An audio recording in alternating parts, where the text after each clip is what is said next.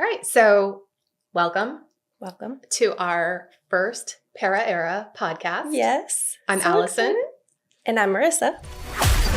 Welcome to The Way, the podcast where we dive deep into the world of legal business and marketing. Each week, we'll be discussing the latest trends, strategies, and insights that are shaping the legal industry. So whether you're a lawyer, marketer, or business owner in the legal industry, this podcast is for you. So, what are we going to talk about today? So, we could talk about the exciting news of Para Era and all of the fun things to come. I'm so excited for. Okay. Yes. And this is completely new. Yes. Completely new. Yesterday, I sent you an invitation. Yep. Like, you know what? Let's just do it. Let's just record Let's just do it. Because that's the way we are. Yeah. Yep. So, but let's talk about Para Era. Yeah. Why don't you introduce yourself? So, I'm Marisa Rua. I worked with Allison at Connecticut trial firm as a paralegal. I've been a paralegal for a long time now. And I transitioned into a teaching, consulting, training role.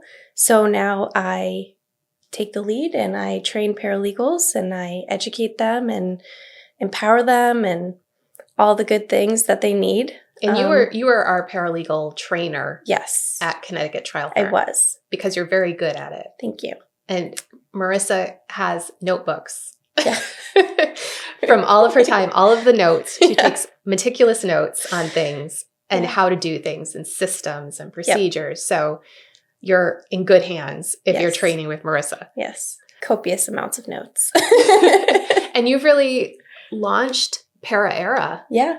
So you've been training different law firms.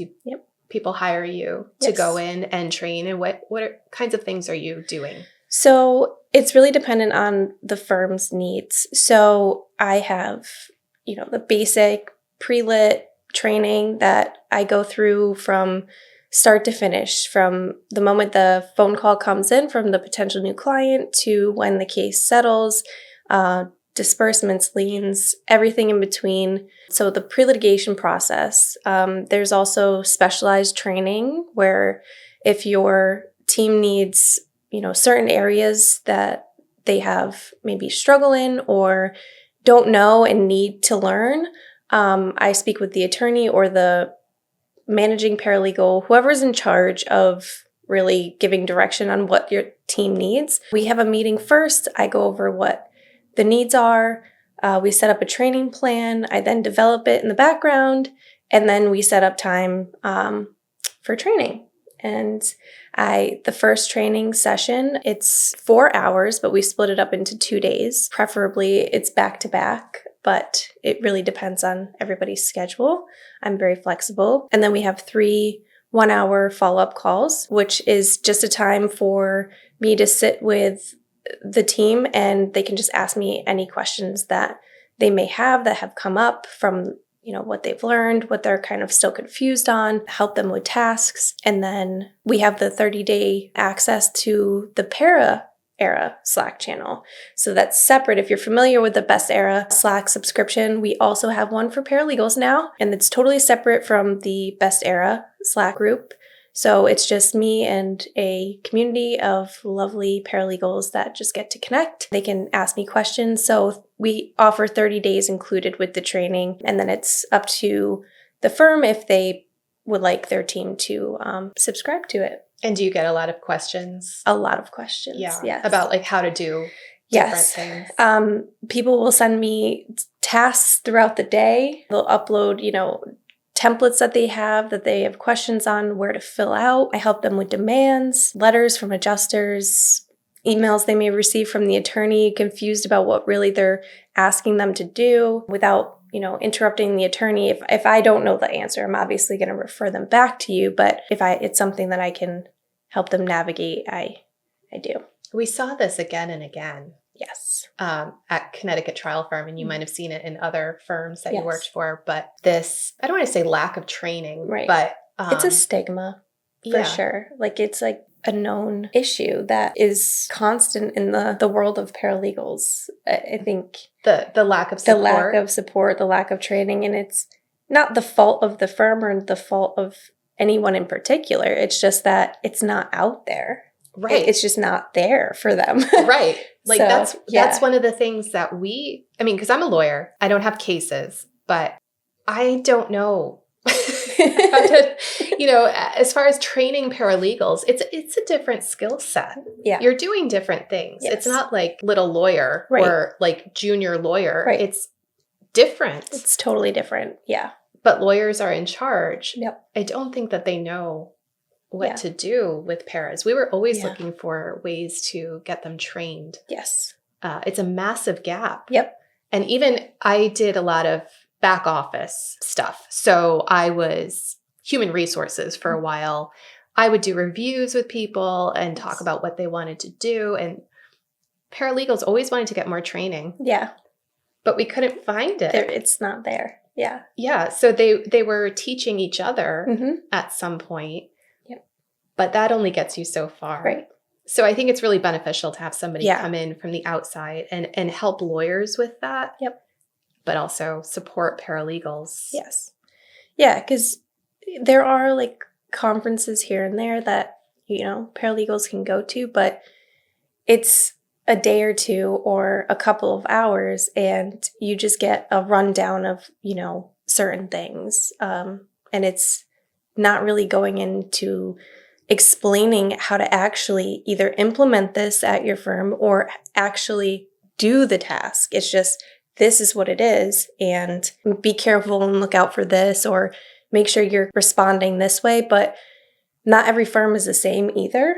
Yeah. And I think that's important to remember, is that they could go to a conference and be told, make sure that you're responding within a few days to a client, but your firm may want you to respond that day, or, adjusters that day. It's all different wherever you go. So that's why having somebody come in from the outside that's not part of your firm has that time to dedicate to your team and will train your team the way that you want your firm to run.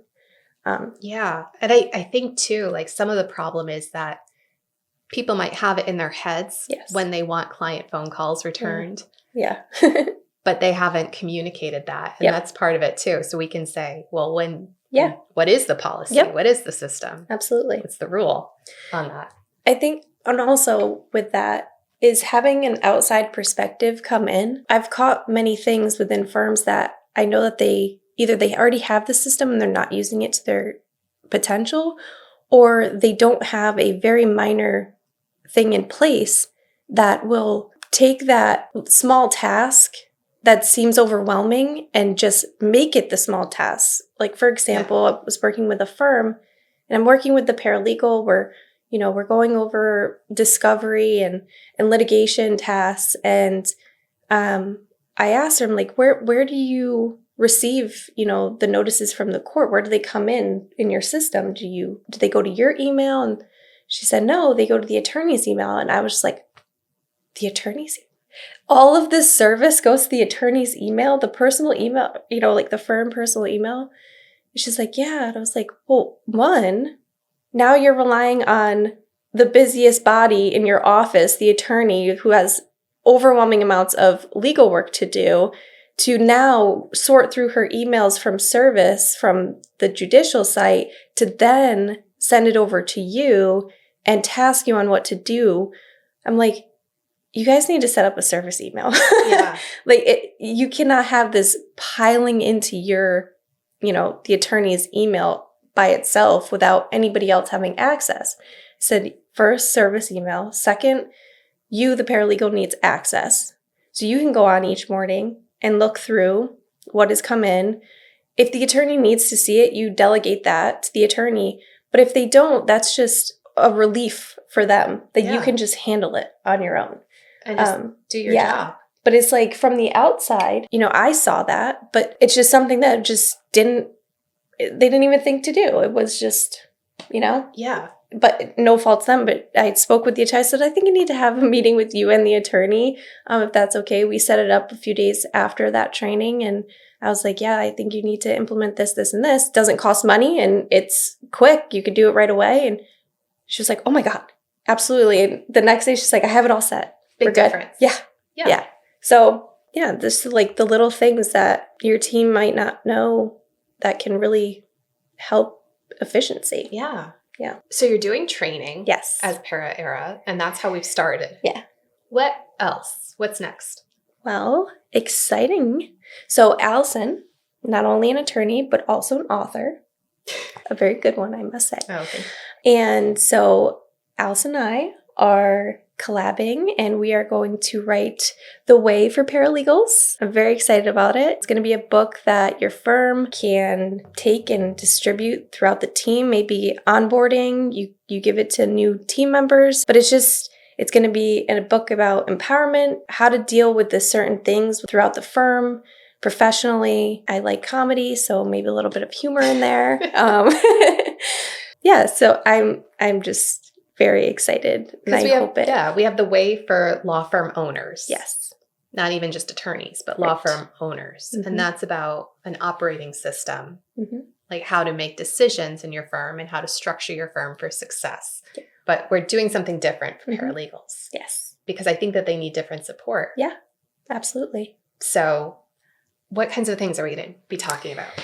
So first and foremost is just managing your day. The best way to manage your day, and I'm not talking about you need to sit down and make sure that you have a task set up every day for this and this and this. It's just generally managing your day, like emotionally, work-wise, stress-wise, balancing your life between work and personal, that, and just empowering them to keep getting educated, going further and further. Don't let anything or anyone limit you on what you feel like your potential is. Success, setting yourself up for success, not having somebody else set you up for success, and what the future looks like. Yeah, taking charge of Yeah. your own career. Yes. And the paralegal career path is changing so much Yeah. with AI. AI. Yeah. And I think the question is, how do you protect yourself? Yeah. How do you become that paralegal that the firm doesn't want to ever let go? Right. What are the skills that you need to develop in order to Yeah. be that person? That's another topic as well. AI is scary for a lot of firms right now. We see it every day. Questions, AI. We have our own channel Yeah, we have an dedicated to It's AI. lit up every And day. it's every day. Either it's funny memes from AI that it creates, or it's, is this going to happen? And what do I do? What do I prepare? How do I prepare? And I think that's very frightening for a lot of paralegals because tons of our tasks are now being automated or delegated to AI. And attorneys aren't relying on us as much because they can just simply put in a quick, couple sentences and get a baseline of what they need and then run with that. So I think it's important to stay updated on your systems, updated on technology. It's very, very important. How to get out of the mindset of not being able to change your own habits, like develop with the world around you, is very important. And that is going to secure your job. It's scary to even talk about. If I was still in that position as a paralegal at a firm, especially a larger firm where there's tons of you, that's where I would be nervous because firms pay you. You don't pay them. If they don't have to pay less and they can make more, that's what's going to happen, unfortunately. So you want to be able to stay on top of all of the new technology to come and make sure that you're indispensable. How would you go about becoming indispensable if you were in that position right now? And I think that we're going to do more podcasts where we Absolutely. can really dive into these issues. Yes. But if you were just touch on that. Yeah. So personally, Ryan McKeen's a AI fan at this point. So he's encouraged all of us to know what AI can do. And I think that if you don't have somebody saying, check it out, if you're scared of it, look into it, get to know it. It's going to help you just advance far beyond what you could do without it. And when I explain AI, like Sarah and I from Fine Skills, we were speaking at the last CTLA for legal support staff, and we touched on this briefly, but AI is not something that you just put in and then copy and paste and then send out. It's just a tool to elevate your skills. So you could go and, through a course, and they could teach you how to write something or whatever the case may be, how to draft a motion. But if you think about AI, you just type in what your brain is thinking, and it might not sound the best way. And you're like, please make this sound, more friendly or aggressive or whatever the case may be. And it will do that for you. Then you take those little bits that you like and you add it to what you already have. So I really think getting to know the future of technology is what is going to keep you from possibly being dispensable. It's sad to say, I hate talking about it, but you have to look at AI as a very good tool for the future. And if your firm isn't using it now, it's bound to very soon. And the more that you're in front of the ball is going to help you when your firm does bring it in. It's in every system now, whether you use Filevine, Case Status, Hona, anything. It's Google. It's all integrated at this point. So the more that you become comfortable with it and understand how it's useful for your firm, and you as a paralegal will probably cut down on the nerves a little bit that you might have. Yeah. So it's not just overwhelming fear. Right. And there's also things that AI can't do. Correct. Right. I mean, so you've worked only in personal injury? Right. A little bit of workers' comp, but personal injury. So I think that client contact absolutely is so important. Yes. That's such an important part of what law firms do. Yes. AI cannot do that. Yes.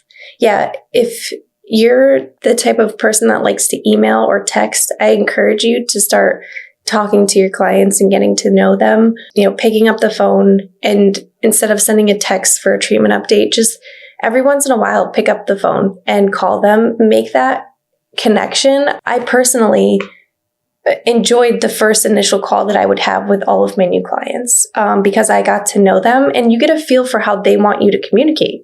You could talk to somebody on the phone and you could tell that they work a lot and they don't really have time to be on the phone, but they're stepping away from their desk and they're not remembering everything that they actually have to tell you. That's the type of client that probably prefers to be texted and will call you when they need to speak to you on the phone.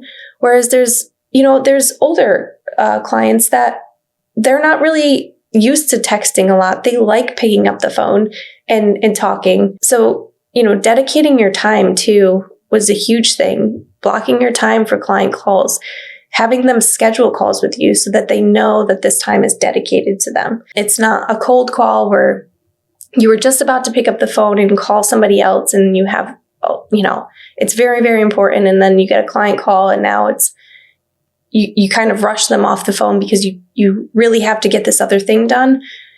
When you set those expectations early on, letting clients know, like, hey, if you need to talk with us, it has to be scheduled.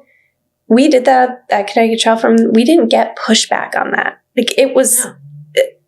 There were obviously a couple clients, every firm has them, no matter what practice you do.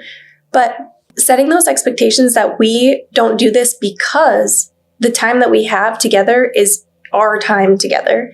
Nothing's going to interrupt us unless it's a real emergency. And we always will advise you in advance if it has to be rescheduled, things to that sort. So I think that's very important too. And just having the connection with your clients is a huge, huge part of our job that AI cannot replace. Yeah. It's about relationships. Yes. Yeah. Yes. Time management is another piece of being a paralegal. Yes. And you have designed something. I have. So, as Allison mentioned early, I have copious amounts of notes from all of my time as a paralegal.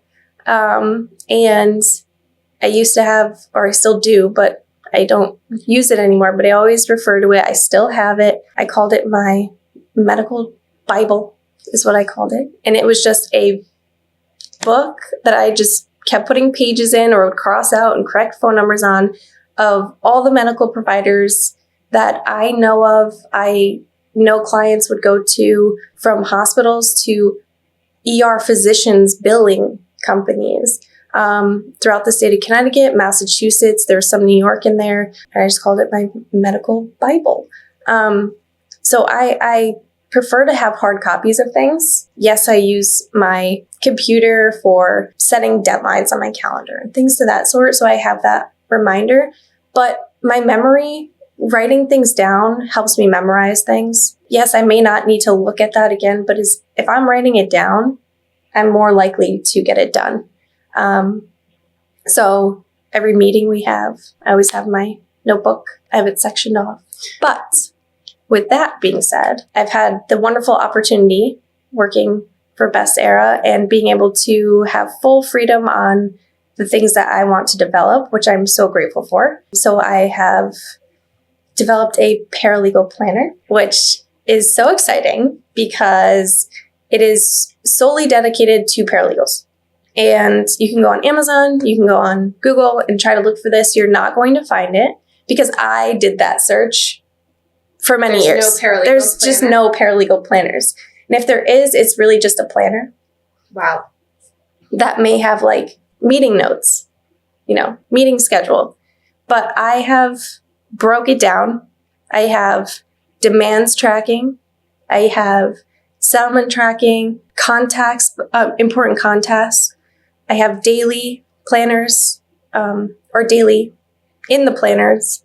Each day has room for the 3 most important tasks. If you have any meetings scheduled, reminders, deadlines due that day. If you need to delegate things out into who, and then so you'll have the daily agenda with the other page will be just notes. So, client calls or something, you just need to jot down quickly. And then we have the weekly planner, which is essentially the same kind of formatting, but there'll be sections where you can, push out to the next day. And if you think of how a task management system works, like FileMine, for example, because that's what we use, it's in paper format. And let's see what else is in there.